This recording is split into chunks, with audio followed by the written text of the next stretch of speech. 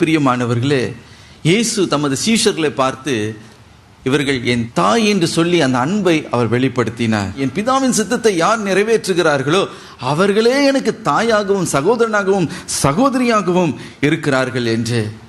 ஆம் பிரியமானவர்களே, இன்றைக்கு அவருடைய மெய்யான சீஷர்கள் என்று நம்மை அழைக்கிறாரே, நம்மை பார்த்து அவர் என்ன சொல்லுகிறார் தெரியுமா? நீ என் தாயை போல் இருக்கிறாய் என்று. இதை கேட்கும் பொழுதே நமக்கு தூக்கி வாரி போடுது.